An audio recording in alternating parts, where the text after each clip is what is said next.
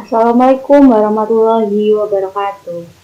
Halo semuanya, perkenalkan nama saya Selvira Pramusti Cahyani. Saya dengan NIM 210631100034. Nah, di sini saya akan mengerjakan UTS Inovasi Pembelajaran dengan tugas untuk memperkenalkan simulasi media pembelajaran yang telah saya buat. Nah, di sini adalah media pembelajaran yang telah saya buat, yaitu ada PPT.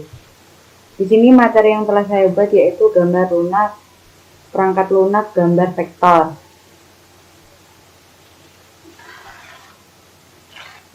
Oke, di sini saya akan memulai langsung simulasinya. Yang pertama, setelah saya masuk kelas, saya akan membuka PPT ini dan saya akan salam seperti Assalamualaikum warahmatullahi wabarakatuh. Selamat pagi anak-anak semuanya.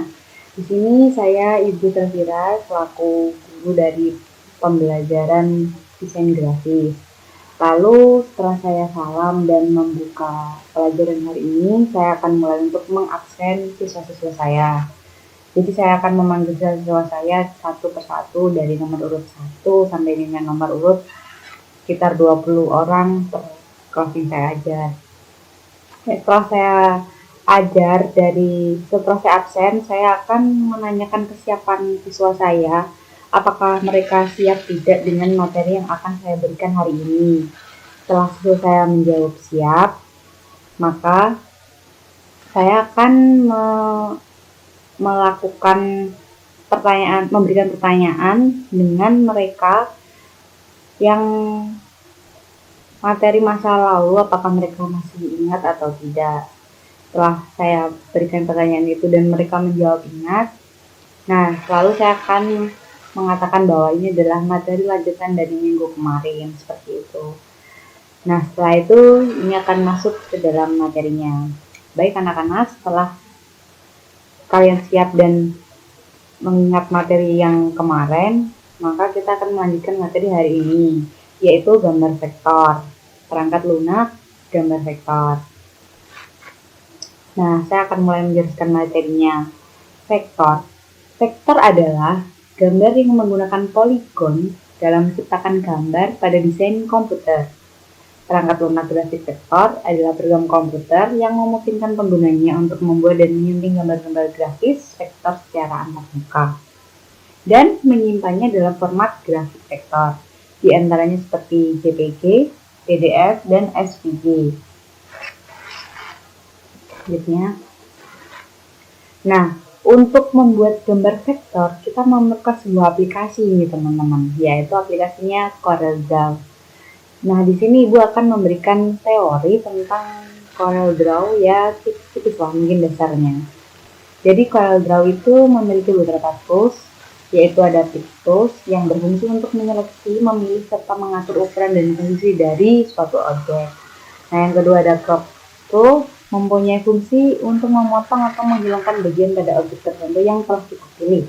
Nah, jadi ini ada Ibu memasukkan icon-iconnya, nah silakan dihafalkan. Dan ini adalah fungsi-fungsinya. Jadi kalian bisa mengetahui fungsi yang telah Ibu jabarkan ini. Jadi kemudian nanti kalau sudah menggunakan aplikasinya itu tidak bingung gitu. Nah, ini ada tools yang selanjutnya, itu ada Zoom Tools, adalah alat yang memiliki fungsi untuk mengatur ukuran tampilan serta membesarkan objek pada suatu layer. Ini dia iconnya, jadi ini bisa dihafalkan, yang ada tombol seperti kaca pembesar itu. Nah, yang kedua ada Freehand Tool, ini memiliki fungsi untuk membuat garis secara bebas agar membentuk suatu objek tertentu. Jadi ini bisa membuat garis ataupun gambar yang kita mau sesuai dengan kebutuhan. Jadi ini bisa custom lah istilahnya. Selanjutnya ada Smooth Tool, adalah alat yang berfungsi untuk meluruskan dan menghaluskan elemen garis pada sketsa pada suatu objek. Nah, jadi misal ada objek yang seperti belum halus, itu kita bisa menghaluskannya. Jadi kayak seperti ada yang meluruskan, kalau ada yang bengkok-bengkok gitu bisa dihaluskan dan diluruskan. Seperti itu. Yang selanjutnya kemudian ada Shapes, merupakan tools CorelDRAW yang berfungsi untuk membuat dan merubah suatu objek menjadi bentuk lain. Nah, seperti ini misalnya oval itu kalau kita berubah pikiran seperti kayaknya enaknya ini dibentuk persegi. persegi panjang, jadi bisa diubah lah. Atau sebaliknya, kalau udah persegi panjang kita mau oval, kita bisa mengubah dan membuat suatu objek menjadi bentuk yang lain seperti itu. Nah, materi hari ini tentang tools CorelDRAW. Nah, di sini Ibu juga memiliki contoh gambar vektor. Nah, ini dia gambarnya. Jadi, Ibu membawakan sketsa. Ini adalah suatu karya yang telah dibuat dengan aplikasi CorelDRAW. Ini materinya. Jadi, ini membuat gambar ini menggunakan gambar vektor ya ini teman-teman. Jadi ini menggunakannya dengan membuatnya dengan CorelDRAW. Nah, bisa dilihat di sini, dilihat dulu teman-teman. Nah, seperti itu ya. Hari ini kita masih belajar tentang tools CorelDRAW. Mungkin minggu depan kita bisa mempraktekannya ya. Jadi untuk kalian semuanya bisa dihafalkan tools-toolsnya. Nah, ya mungkin itu saja sekian dari materi Ibu hari ini. Kurang lebihnya mohon dimaafkan dan kalian bisa melanjutkan materi yang telah saya berikan tadi di rumah dan dihafalkan serta diimplementasikan seperti itu. Assalamualaikum warahmatullahi wabarakatuh. Nah, selanjutnya saya akan menjelaskan kenapa alasan saya membuat media pembelajaran ini, PowerPoint, dan inovasi apa yang telah saya buat. Nah, jadi alasan saya untuk membuat media pembelajaran PowerPoint ini pada materi perangkat lunak gambar vektor yang telah saya jabarkan, itu karena membuat media pembelajaran menggunakan PowerPoint ini memiliki beberapa alasan yang kuat menurut saya. Yang pertama, PowerPoint itu memungkinkan penyajian informasi secara menarik, visual yang mudah dipahami juga. Dan akan sangat fun karena ada gambar-gambar dan menarik untuk dipandang seperti itu. Jadi siswa tidak mudah cepat bosan ataupun tidak mengantuk karena mereka dapat, karena PowerPoint ini dapat menjadi daya tarik tersendiri untuk mereka belajar dan memahami materi yang telah kita sebagai seorang pengajar buat. Jadi dapat meningkatkan fokus juga dan meningkatkan visual yang sangat bagus untuk materinya. Nah, yang kedua itu adalah fitur animasi dan efek transisi yang dapat memperkaya pengalaman belajar. Jadi siswa itu dapat memiliki pengalaman belajar yang unik, tidak selalu hanya mendengarkan guru ceramah tanpa menggunakan media ajar seperti itu. Dan juga yang ketiga, dapat disesuaikan dengan kebutuhan pembelajaran, termasuk penambahan teks, gambar, grafik, ataupun bisa ditambahi dengan video.